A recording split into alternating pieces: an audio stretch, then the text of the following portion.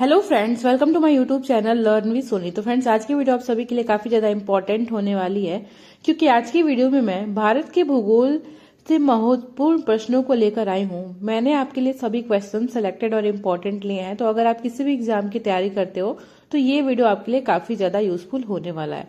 तो वीडियो को स्किप मत करिएगा, वीडियो को पूरा एंड तक जरूर देखिएगा। और लास्ट में एक क्वेश्चन भी पूछा है मैंने आप सभी लोगों से, जिसका आंसर आपको कमेंट बॉक्स में बताना है। तो चलिए स्टार्ट करते हैं वीडियो को। और पहला क्वेश्चन आपकी स्क्रीन पर है। आपका फर्स्ट क्वेश्चन है, भारत का सबसे छोटा राज्य कौन सा है? तो वो कौन सा राज्य है जो भारत का सबसे छोटा राज्य है? तो इसका करेक्ट आंसर हो जाएगा आपका option number A, Goa. Goa जो है वो क्षेत्रफल की दृष्टि से भारत का सबसे छोटा राज्य है।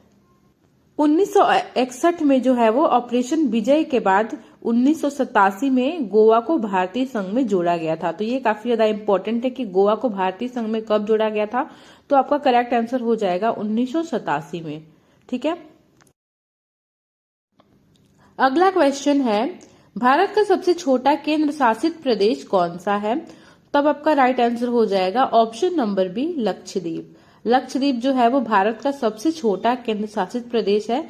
यह 32 वर्ग किलोमीटर में 32 वर्ग किलोमीटर के क्षेत्रफल में जो है वो फैला हुआ है। ठीक है।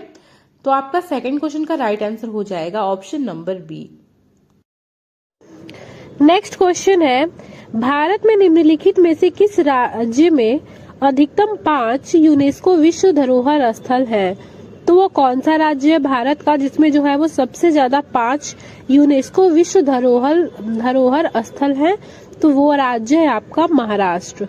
ठीक है ना। भारत के महाराष्ट्र राष्ट्र में जो है वो अधिकतम जो है वो 5 विश्व विरासत स्थल है।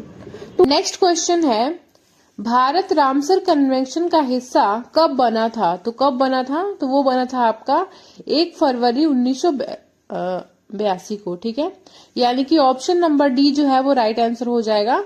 तो भारत जो है वो 1 फरवरी 1982 को जो है वो रामसर कन्वेंशन का हिस्सा बना था। ठीक है। फोर्थ नंबर क्वेश्चन का आपका राइट आंसर हो जाएगा option number D. Next question है, क्षेत्रफल की दृष्टि से अंडमान द्वीप समूह में सबसे बड़ा द्वीप कौन सा है? तो वो कौन सा द्वीप है जो क्षेत्रफल की दृष्टि से जो है वो सबसे बड़ा द्वीप है अंडमान द्वीप समूह में? तो वो है आपका मध्य अंडमान द्वीप। ठीक है ना। ये जो है वो क्षेत्रफल की दृष्टि से सबसे बड़ा द्वीप समूह है अंडमान द्वीप में। आपका अगला क्वेश्चन है, उत्तर प्रदेश की राजकीय पशु कौन सा है? तो उत्तर प्रदेश का जो राजकीय पशु है वो कौन सा है? तो वो है आपका बारहसिंगा। बारहसिंगा जो है वो उत्तर प्रदेश का राजकीय पशु है। नेक्स्ट क्वेश्चन है, भारत का सबसे ऊंचा दर्रा कौन सा है? तो वो कौन सा दर्रा है जो भारत का सबसे ऊंचा दर्रा है? तो वो है आपका काराकोरम दर्रा। यानी कि ऑप्शन नंबर ए जो है वो करेक्ट आंसर हो जाएगा।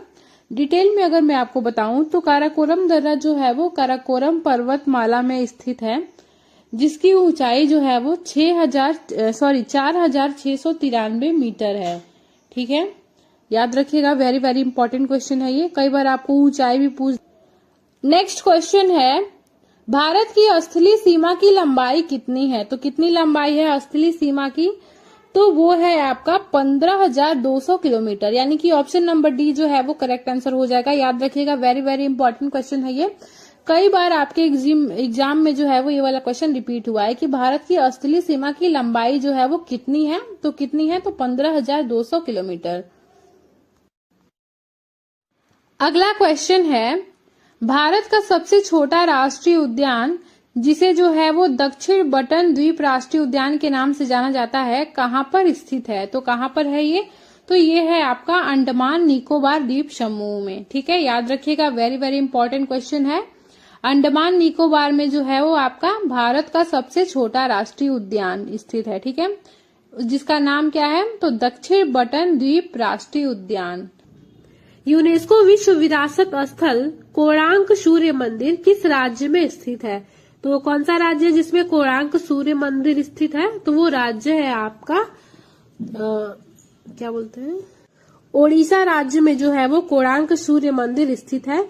डिटेल में अगर मैं आपको बताऊं तो कोणार्क सूर्य मंदिर को ब्लैक पैगोडा भी कहा जाता है। तो कई बार एग्जाम में ये भी पूछा है कि कोणार्क सूर्य मंदिर को और किस नाम से जानते हैं? तो ब्लैक पैगोडा, ठीक है, याद रखिएगा, वेरी वेरी इंपॉर्टेंट है।